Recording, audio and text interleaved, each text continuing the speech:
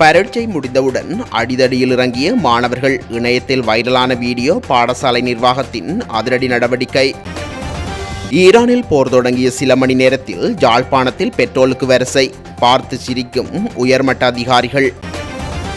சற்றுமுன் மட்டு களுவாஞ்சிக்குடியில் உளவியந்திரத்தின் மேல் ஏறி நின்று டிப்பர். வீதியில் வந்து கொண்டிருந்த மக்களுக்கு பேரதிர்ச்சி. உளவியந்திர சாரதியை தேடிய மக்கள். சுவிங்கம் வென்றபடி சாதாரணமாக வந்திறங்கிய தேடப்பட்ட முக்கிய பாதாள கும்பல் குற்றவாளி. பல கொலைகள் தொடர்பில் ஆரம்பமாகியது விசாரணைகள். கத்தி வாள்களுடன் வீட்டை சுற்றி வளைத்த கும்பல். பரிதாபமாக பலியான இளைஞன். வீட்டுக்குள்ளிருந்து தப்பியோடியவர் மாயம். மாணவர்களுக்கு பெருமகிழ்ச்சி செய்தி. உயர்தர பாடத்திட்டத்தில் புதிதாக அறிமுகமாக உள்ள பாடம். எடுக்கப்பட்டுள்ள அதிரடி முடிவுகள். ஜிந்துப்பட்டி துப்பாக்கிச்சூட்டு விவகாரத்தில் திடீர் திருப்பம்.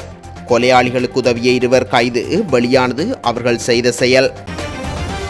இலங்கை போலீசாருக்கு கிடைத்த நவீன கண்காணிப்பு கேமரா வேன். வீதியெங்கும் சிக்கப்போகும் நபர்கள். பரபரப்பான நகரங்களில் முன்னெடுக்கப்பட உள்ள வேலை திட்டம். மஹிந்தவை அடுத்து நாமலுக்கு கிடைத்த பெருமேமாற்றம். தானே ஒப்புக்கொண்டு கூறிய கருத்து. வெளிநாட்டு பயணத்தில் ஓர் கரும்புள்ளி. மட்டக்களப்பு கிராமத்திற்குள் ஆக்ரோசத்துடன் களமிறங்கிய காட்டு யானை. 75 வயது மதிக்கத்தக்க பெண்ணொருவர் பலி. வெளியானது முழு விவரம். தமிழர் பகுதியில் துப்பாக்கிச்சூடு. சட்டவிரோத மனநகழ்ந்து சென்றவர்களுக்கு நேர்ந்த நிலை. அதிரடி காட்டும் போலீஸ் தரப்பு. சோதனைக்கு செல்வதாக கூறிவிட்டு விடுதியில் பெண்ணுடன் உல்லாசம். கையுங்களவுமாக சிக்கிய போலீஸ் அதிகாரி. மன்னாரில் அதிரடி காட்டி வரும் சுகாதார அதிகாரிகள். காலாவதியான உணவுப் பொருட்களை காட்சிப்படுத்திய பிரபல விற்பனை நிலையத்திற்கு எதிராக நடவடிக்கை. கச்சதீவு புனித அந்தோனியார் ஆலய வருடாந்த திருவிழா. அலைகடலென திரண்ட இலங்கை இந்திய மக்கள். விவாகரத்து மனு. விஜய் மீது அடுக்கடுக்காக குற்றம் சுமத்தும் மனைவி சங்கீதா. இதோ அடுத்த குற்றச்சாட்டு. பொலிவிய விமான விபத்தில் உள்ளிருந்து அனைவரும் பலி. வெளியானது விபத்தின் காரணம். ஈரானில் கடுமையான போர் ஆரம்பித்துள்ள நிலையில் யாழ்ப்பாணம் உள்ளிட்ட சில பகுதிகளில் பெட்ரோலுக்காக வரிசையில் நிற்கும் நிலை ஏற்பட்டுள்ளது. ஸ்ரீலங்காவில் எங்குமில்லாத வகையில் தமிழர் பகுதிகளில் இந்த நிலை ஏற்பட்டுள்ளது. குறித்த விடயம் தொடர்பில் நாட்டில் தாராளமாக எரிபொருள் கொள்ளளவு களஞ்சியப்படுத்தப்பட்டுள்ளதாகவும் எந்த எரிபொருள் தட்டுப்பாடும் நாட்டில் ஏற்படாது எனவும் அறிவிக்கப்பட்டுள்ளமையும் குறிப்பிடத்தக்கது. தென்னிலங்கை பாடசாலையொன்றில் சாதாரணதர பரீட்சைகள் நிறைவடைந்தவுடன் மாணவர்கள் மோதிக்கொண்ட சம்பவம் ஒன்று இணையதளங்களில் வெளியாகியதை அடுத்து குறித்த சம்பவம் தொடர்பான தகவல்கள் வெளியாகியுள்ளன. குறித்த மாணவர்கள் காதல் சம்பந்தமான ஒரு பிரச்சினைக்காக இவ்வாறு மோதிக்கொண்டுள்ளதாக குறித்த வீடியோ தொடர்பாக வெளியாகும் தகவல்கள் குறிப்பிடுகின்றன. மாணவர்கள் தொடர்பாக பாடசாலை நிர்வாகம் உரிய நடவடிக்கைகளை ஆரம்பித்துள்ளதாக தெரிய வந்துள்ளது. மட்டக்களப்பு களுவாஞ்சிக்குடி பகுதியில் இன்று காலை 11:30 மணியளவில் விபத்து சம்பவம் ஒன்று பதிவாகியுள்ளது. குறித்த வினோத விபத்து சம்பவம் மட்டு கல்முலை சாலை வழியே பழுதான டிப்பர் ஒன்றை உளவியந்திரம் கட்டி இழுத்து கொண்டு சென்ற சமயம். உளவியந்திரத்தின் மேல் எதிர்பாராத விதமாக டிப்பர் ஏறியதால் இந்த விபத்து நிகழ்ந்துள்ளது. குறித்த டிப்பர் வாகனத்தின் பிரேக் இயங்காத நிலையிலேயே இந்த சம்பவம் இடம்பெற்றுள்ளதாக அங்கிருந்து கிடைக்கும் தகவல்கள் தெரிவிக்கின்றன. விபத்து இடம்பெற்ற போது உளவியந்திர சாரதி கீழே குதித்து தெய்வாதீனமாக உயிர் தப்பியுள்ளார். விபத்து தொடர்பாக மேலதிக விசாரணைகளை களுவாஞ்சிக்குடி போலீசார் மேற்கொண்டு வருகின்றனர். இந்தியாவில் கைது செய்யப்பட்டு நேற்று அதிகாலை இலங்கைக்கு அழைத்து வரப்பட்ட பாரிய அளவிலான போதைப்பொருள் கடத்தல்காரரும் பல கொலை சம்பவங்களுடன் தொடர்புடையவருமான பொடிலேசி என்ற ஜனித் மதுசங்க மேலதிக விசாரணைகளுக்காக காலி மாவட்ட குற்றத்தடுப்பு பிரிவினரிடம் ஒப்படைக்கப்பட்டுள்ளார். குறித்த நபர் வரும்போது சுவிங்கம் வாயில் மென்றவாறு வெகு சாதாரணமாக அழைத்து வரப்பட்ட சம்பவம் மக்கள் மத்தியில் எதிர்ப்பலைகளை ஏற்படுத்தியுள்ளது. ரத்கம பிரதேச சபையின் முன்னாள் தலைவர் மேஜர் மெண்டிஸ் கொலையுடன் தொடர்புடைய குற்றச்சாட்டில் கடந்த 2016ஆம் ஆண்டு பொடிலேசி முதலில் கைது செய்யப்பட்டார். அதனைத் தொடர்ந்து பல சந்தர்ப்பங்களில் மனித கொலைகள், துப்பாக்கிகளை தம்பசம் வைத்திருந்தமை மற்றும் போதைப்பொருள் கடத்தல் போன்ற குற்றச்சாட்டுகளுக்கு உள்ளான இவர் குற்றப்புலனாய்வு திணைக்களத்தின் தடுப்பு காவலிலும் விளக்கமறியலில் வைக்கப்பட்டிருந்தார். கடந்த 2020ஆம் ஆண்டு பூசா சிறைச்சாலையில் இருந்தபோது சிறைச்சாலை அதிகாரிகள் குழு ஒன்றுக்கும் முன்னாள் பாதுகாப்பு செயலர் ஒருவருக்கும் கொலை மிரட்டல் விடுத்தமை தொடர்பாக இவருக்கு எதிராக காலி நீதவான் நீதிமன்றத்தில் வழக்கு தாக்கல் செய்யப்பட்டிருந்தது. பலப்பட்டிய நீதவான் நீதிமன்றத்தில் நிலுவையில் உள்ள வழக்கு தொடர்பாக 2018ஆம் ஆண்டு இவருக்கு பிணை வழங்கப்பட்டிருந்தது. எனினும் கடந்த 2024 டிசம்பர் மாதம் வரை பிணை நிபந்தனைகளை நிறைவேற்றாததால் அவர் சிறையிலேயே இருந்தார். பின்னர் 2024 டிசம்பர் 9ஆம் தேதி நீதிமன்றத்தில் முன்னிலையான அவர் 1 லட்சம் ரூபாய் சரீரப்பிணை மற்றும் தலா 10 லட்சம் ரூபாய் பெறுமதியான 2 சரீரப்பிணைகளை செலுத்திவிட்டு வெளியேறினார். நீதிமன்றத்தினால் வெளிநாட்டு பயணத்தடை விதிக்கப்பட்டிருந்த போதிலும் பிணை நிபந்தனைகளை மீறி அவர் இந்தியாவுக்கு தப்பிச் சென்றார். சட்டவிரோதமாக இந்தியாவிற்குள் நுழைந்த குற்றச்சாட்டில் கடந்த 2025 ஜனவரி மாதம் மும்பையில் வைத்து அவர் கைது செய்யப்பட்டார். இவருக்கு சட்ட உதவிகளை வழங்குவதற்காக இலங்கையிலிருந்து 2 சட்டத்தரணிகள் கடந்த மார்ச் மாதம் இந்தியா சென்றிருந்தனர். இந்திய பாதுகாப்பு பிரிவினர் வழங்கிய தகவலின் அடிப்படையில் அவரை மீண்டும் இலங்கைக்கு கொண்டு வருவதற்கான நடவடிக்கைகள் முன்னெடுக்கப்பட்டன. இதற்காக நேற்று குற்றப்புலனாய்வு திணைக்களத்தின் அதிகாரிகள் இந்தியா சென்றிருந்ததுடன் அவர்களது பொறுப்பில் ஒப்படைக்கப்பட்ட சந்தேக நபர் நேற்று அதிகாலை நாட்டிற்கு அழைத்து பெறப்பட்டுள்ளமை குறிப்பிடத்தக்கது. கொழும்பு கிராண்ட்பாஸ் சத்தம்பத்த பகுதியில் உள்ள வீட்டிற்குள் நேற்று அதிகாலை நுழைந்த ஒரு குழுவால் அங்கு தங்கியிருந்த ஒரு இளைஞன் வாளால் வெட்டி கொலை செய்யப்பட்டுள்ளார். கொலை செய்தவர்கள் தப்பிச் சென்றுள்ளதாக கிராண்ட்பாஸ் போலீசார் தெரிவிக்கின்றனர். உயிரிழந்தவர் கிராண்ட்பாஸ் கொரஹொடல் பகுதியைச் சேர்ந்த 22 வயது இளைஞர் என்று காவல்துறையினர் தெரிவிக்கின்றனர். குறித்த இளைஞன் வீட்டில் இருந்தபோது அடையாளம் தெரியாத இளைஞர்கள் குழு ஒன்று வீட்டிற்குள் புகுந்து இளைஞனை தாக்கி கொலை செய்துள்ளதாக தெரிய வந்துள்ளது. குறித்த சம்பவம் இடம்பெற்ற நேரத்தில் வீட்டின் உரிமையாளர்கள் தப்பிச் சென்றிருக்கலாம் என்றும் தனிப்பட்ட தகராறு காரணமாக இந்த சம்பவம் நடந்திருக்கலாம் என்றும் காவல்துறையினர் சந்தேகிப்பதாக சிங்கள பத்திரிகை ஒன்று செய்தி வெளியிட்டுள்ளது. இலங்கையின் பாடசாலை கல்வி திட்டத்தில் சட்டமன்ற பாடத்தை அறிமுகப்படுத்துவது தொடர்பாக ஆலோசனைகளை வழங்குமாறு இலங்கை சட்டத்தரணிகள் சங்கத்திற்கு கல்வி அமைச்சு அழைப்பு விடுத்துள்ளது. மாணவர்களிடையே சட்ட அறிவு மற்றும் அதன் முக்கியத்துவத்தை வளர்க்கும் நோக்கில் ஆரம்ப கல்வியில் இதனை கட்டாய பாடமாகவும் உயர்தரத்தில் விருப்ப பாடமாகவும் அறிமுகப்படுத்த வேண்டும் என 2025ஆம் ஆண்டு இலங்கை சட்டத்தரணிகள் சங்கம் முன்மொழிந்திருந்தது.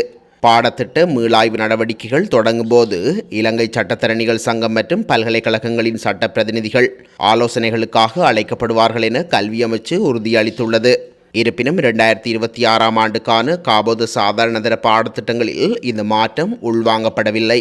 புதிய உயர்தர பாடத்திட்ட தொகுதிகள் தயாரிக்கப்படும் போது இந்த யோசனை பரிசீலிக்கப்படும் என சங்கத்தின் செயலாளர் சத்ர கலேனா தெரிவித்துள்ளார்.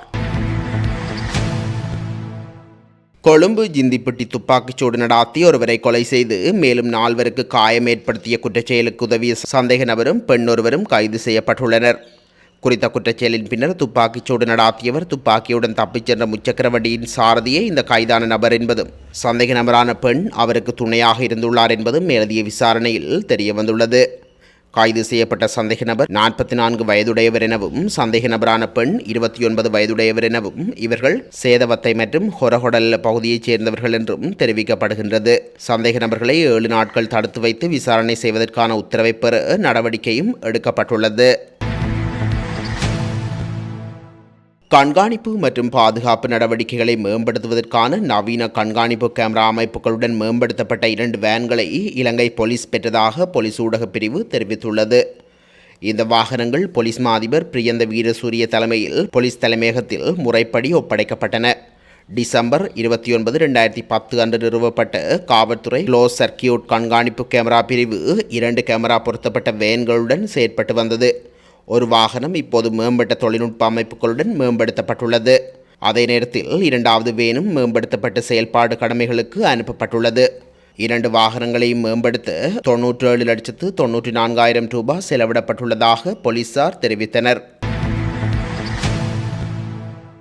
தனது தந்தையான முன்னாள் ஜனாதிபதி மஹிந்த ராஜபக்சவுக்கும் தனக்கும் ஆக்ஸ்போர்ட் பல்கலைக்கழகத்தில் சொற்பொழிவை நிகழ்த்த முடியாத நிலை ஏற்பட்டுள்ளதாக ஸ்ரீலங்கா பொதுஜன பெரமுன நாடாளுமன்ற உறுப்பினர் நாமல் ராஜபக்ச தெரிவித்துள்ளார். பிரித்தானியாவில் வாழும் புலம்பெயர் தமிழர்களால் வெளியிடப்பட்ட கடும் அழுத்தம் காரணமாக மஹிந்த மற்றும் நாமலின் உரை தடுக்கப்பட்டதாக அவர் குறிப்பிட்டுள்ளார். பிரித்தானிய பிரபுகள் சபையின் உறுப்பினரும் இலங்கை தொடர்பான இங்கிலாந்து அனைத்து கட்சி நாடாளுமன்ற குழுவின் முன்னாள் தலைவருமான மைக்கேல் மோரிஸ் பரோன்னோஸ்பியிடம் நாடாளுமன்ற உறுப்பினர் நாமல் ராஜபக்ச இதனை தெரிவித்துள்ளார். மட்டக்களப்பு கொக்கட்டிச்சோலை போலீஸ் பிரிவிற்குட்பட்ட முனைக்காடு கிராமத்திற்குள் நேற்று அதிகாலை உட்புகுந்த காட்டு யானை ஒன்று மக்கள் குடியிருப்பு பிரதேசத்துக்குள் பிரவேசித்த நிலையில் வீதியால் சென்று கொண்டிருந்த யானை திடீரென மக்கள் மனைக்குள் புகுந்து அட்டகாசம் புரிந்துள்ளது. அதிகாலையில் முனைக்காடு மேற்கு கிராமத்திற்குள் புகுந்த யானை வீட்டில் தங்களது கடமைகளை நிறைவேற்றிக் கொண்டிருந்த பெண்களை எதிர்கொண்டு தாக்கியதுடன் காட்டு யானை தாக்குதலில் 75 வயது மதிக்கத்தக்க பெண்ணொருவர் யானை தாக்கிய இடத்திலேயே உயிரிழந்துள்ளார். மேலும் 2 பெண்கள் காயமடைந்து வைத்தியசாலைக்கு அனுப்பப்பட்டு சிகிச்சை பெற்று வருகின்றனர். யானை மீண்டும் ஊருக்குள் புகும் என்ற அச்சத்தில் மக்கள் பொழுதை கடத்துவதாக அங்கிருந்து கிடைக்கும் தகவல்கள் தெரிவிக்கின்றன.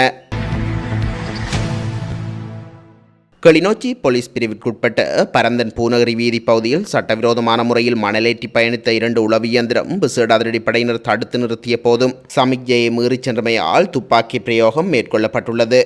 சட்டவிரோதமான முறையில் உளவியந்திர வாகனத்தில் மணலேற்றிச் செல்வது விசேட அதிரடிப்படையினருக்கு கிடைத்த ரகசிய தகவலுக்கு அமைவாகவே குறித்த வாகனம் மீது நேற்றிரவு துப்பாக்கிச்சூட்டு பிரயோகம் மேற்கொள்ளப்பட்டது.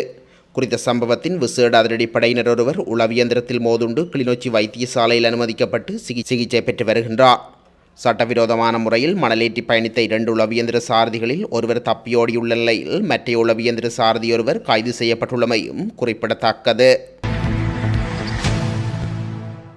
தென்னிலங்கையில் சோதனை நடவடிக்கைகளுக்காக செல்வதாக போலீஸ் புத்தகத்தில் பதிவிட்டுவிட்டு விடுதியொன்றில் பெண்ணொருவருடன் தங்கியிருந்த போலீஸ் சார்ஜென்ட் ஒருவர் உடனடியாக பணியிடை நீக்கம் செய்யப்பட்டுள்ளார். களுத்துறை வெளிப்பெண்ண போலீஸ் நிலையத்தில் பணியாற்றும் சார்ஜென்ட் ஒருவரே இவ்வாறு ஒழுக்காற்று நடவடிக்கைக்கு உள்ளாகியுள்ளதாக போலீஸ் தலைமையகம் தெரிவித்துள்ளது.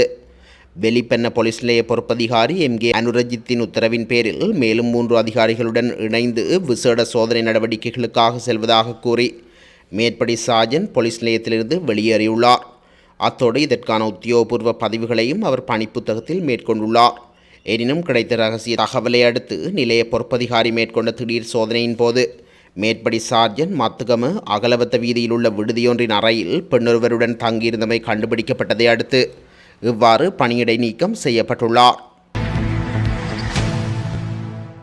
மன்னார் பள்ளிமுனை பிரதான வீதியில் அமைந்துள்ள பிரபல வர்த்தக நிலையம் ஒன்றுக்கு எதிராக கிடைக்கப்பெற்ற மக்களின் முறைப்பாட்டுக்கு அமைய மேற்கொள்ளப்பட்ட ஆய்வு நடவடிக்கையை அடுத்து குறித்த விற்பனை நிலையத்திற்கு எதிராக நடவடிக்கை மேற்கொள்ளப்பட்டுள்ளது. நேற்றைய தினம் மன்னார் பொது சுகாதார வைத்திய அதிகாரி ரூபன் லெம்பர்ட் மற்றும் பொது சுகாதார பரிசோதகர்கள் இணைந்து மேற்கொண்ட ஆய்வு நடவடிக்கையின் போது குறித்த வர்த்தக நிலையத்திற்கு எதிராக நடவடிக்கைகள் மேற்கொள்ளப்பட்டுள்ளது. குறித்த விற்பனை நிலையத்தின் காலாவதியான பொருட்கள் காட்சிப்படுத்தப்பட்டிருந்ததன் அடிப்படையிலும் அழுகிய பழங்கள் மரக்கறிகளை விற்பனைக்காக வைத்திருந்ததன் அடிப்படையிலும் களஞ்சிய சாலை சுகாதாரமான முறையில் பேணப்படாமையின் அடிப்படையிலும் விற்பனை நிலையத்தின் மீது இவ்வாறு நடவடிக்கை மேற்கொள்ளப்பட்டுள்ளது. வரலாற்று சிறப்புமிக்க யாழ்ப்பாணம் கச்சதீவு புனித அந்தோணியார் ஆலய வருடாந்த திருவிழா சிறப்பாக இடம்பெற்றது. இவ்வாண்டு நடைபெற்ற திருவிழாவில் 13,000 பக்தர்கள் கலந்து கொண்டதாக கூறப்படும் நிலையில் சுமார் 4,000 பக்தர்கள் இந்தியாவிலிருந்தும் ஏறத்தாழ 9,000 பக்தர்கள் இலங்கையிலிருந்தும் வருகை தந்ததாக கூறப்படுகின்றது. இந்த நிலையில் முதன்முறையாக 13,364க்கும் மேற்பட்ட பக்தர்களின் பங்கு பெற்றலுடன் கச்சதீவு புனித அந்தோணியார் ஆலய வருடாந்த திருவிழா இடம்பெற்றதாக யாழ்ப்பாணம் மாவட்ட செயலகம் தெரிவித்துள்ளது. நெடுந்தீவு பங்கு தந்தை அருட்தந்தை பத்திநாதன் அடிகளாரால் ஆலய கொடி ஏற்றி வைக்கப்பட்டு உற்சவ நடவடிக்கைகள் ஆரம்பித்து வைக்கப்பட்டன.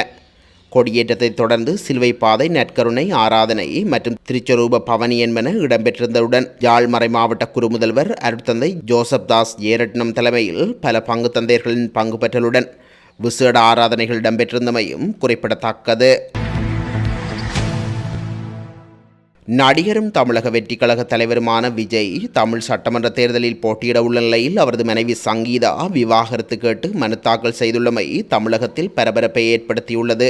ஒரு நடிகையுடன் திருமணத்திற்கு மீறிய தொடர்பே விவாகரத்துக்கு காரணம் என சங்கீதா மனுவில் குறிப்பிட்டுள்ளதாக கூறப்படுகின்றது.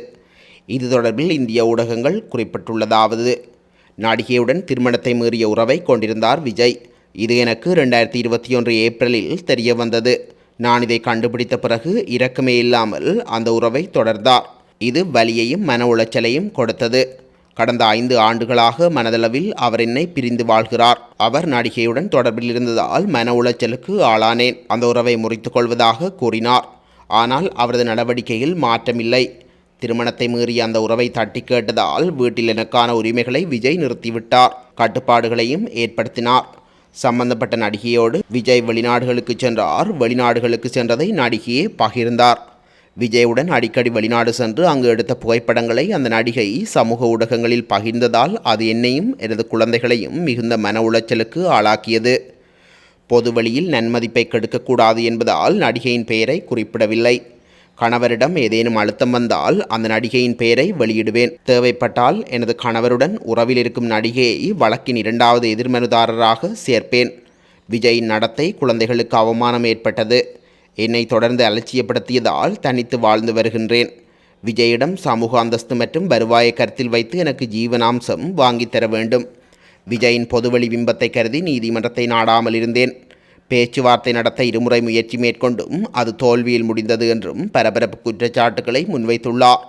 இதேவேளை 2025ஆம் ஆண்டு டிசம்பர் மாதம் சங்கீதா விவாகரத்து கோரி மனு தாக்கல் செய்துள்ளதாக கூறப்படும் நிலையில் வரும் ஏப்ரல் மாதம் மனு விசாரணைக்கு வரவுள்ளதாக கூறப்படுகின்றது. இந்த நிலையில் விஜய் அரசியலில் காலடி எடுத்து வைத்தது முதல் பல்வேறு சிக்கல்களை எதிர்கொண்டு வருவதாகவும் எல்லாவற்றையும் முறியடித்து மக்கள் மனங்களில் இடம் பிடித்த விஜய் அவரது தனிப்பட்ட வாழ்க்கையில் ஏற்பட்ட பிரச்சினைகளை சிலர் பெரிதுபடுத்தி சேறு பூசும் நடவடிக்கைகளில் ஈடுபட்டுள்ளதாகவும் விஜய் ஆதரவாளர்கள் கூறியுள்ளனர். பொலிவிய விமானப்படை சரக்கு விமானம் ஒன்று நாட்டின் மேற்கு நகரமான எல்எல்டோவில் விபத்துக்குள்ளானதில் குறைந்தது 15 பேர் உயிரிழந்துள்ளதாக அந்த நாட்டு ஊடக அறிக்கைகள் தெரிவிக்கின்றன. வெள்ளிக்கிழமை உள்ளூர் நேரப்படி மாலை 6:20 மணிக்கு சாண்டோ குரூஸ் நகரத்தில் புறப்பட்டு எல்ஆல்டோ சர்வதேச விமான நிலையத்தை வந்தடைந்த போது இந்த சம்பவம் இடம்பெற்றுள்ளதாக விமான கட்டுப்பாட்டு போக்குவரத்து ஆணையகம் தெரிவித்துள்ளது. விமான ஓடு பாதையிலிருந்து விலகிச் சென்று அருகிலுள்ள மோட்டார் பாதையில் இருந்த வாகனங்கள் மீது வீழ்ந்து விபத்துக்குள்ளாகியுள்ளதாக கூறப்படுகின்றது. ஈரானில் போர் தொடங்கிய சில மணி நேரத்தில் யாழ்ப்பாணத்தில் பெட்ரோலுக்கு வரிசை, பார்த்து சிரிக்கும் உயர்மட்ட அதிகாரிகள். சற்றுமுன் மட்டு களுவாஞ்சிக்குடியில் உளவியந்திரத்தின் மேல் ஏறி நின்று டிப்பர். வீதியில் வந்து கொண்டிருந்த மக்களுக்கு பேரதிர்ச்சி. உளவியந்திர சாரதியை தேடிய மக்கள். சுவிங்கம் வென்றபடி சாதாரணமாக வந்திறங்கிய தேடப்பட்ட முக்கிய பாதாள கும்பல் குற்றவாளி. பல கொலைகள் தொடர்பில் ஆரம்பமாகியது விசாரணைகள். கத்தி வாள்களுடன் வீட்டை சுற்றி வளைத்த கும்பல். பரிதாபமாக பலியான இளைஞன் வீட்டுக்குள்ளிருந்து தப்பியோடியவர் மாயம்.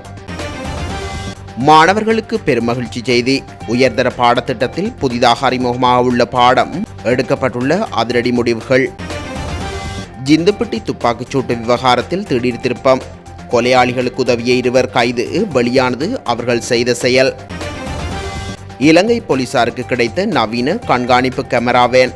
வீதியெங்கும் சிக்கப்போகும் நபர்கள். பரபரப்பான நகரங்களில் முன்னெடுக்கப்பட உள்ள வேலை திட்டம். மஹிந்தவை அடுத்து நாமலுக்கு கிடைத்த பெருமை மாற்றம். தானே ஒப்புக்கொண்டு கூறிய கருத்து. வெளிநாட்டு பயணத்தில் ஓர் கரும்புள்ளி. மட்டக்களப்பு கிராமத்திற்குள் ஆக்ரோசத்துடன் களமிறங்கிய காட்டு யானை. 75 வயது மதிக்கத்தக்க பெண்ணொருவர் பலி. வெளியானது முழு விவரம். தமிழர் பகுதியில் துப்பாக்கிச்சூடு. சட்டவிரோத மனநகழ்ந்து சென்றவர்களுக்கு நேர்ந்த நிலை அதிரடி காட்டும் போலீஸ் தரப்பு. சோதனைக்கு செல்வதாக கூறிவிட்டு விடுதியில் பெண்ணுடன் உல்லாசம். கையுங்களவுமாக சிக்கிய போலீஸ் அதிகாரி.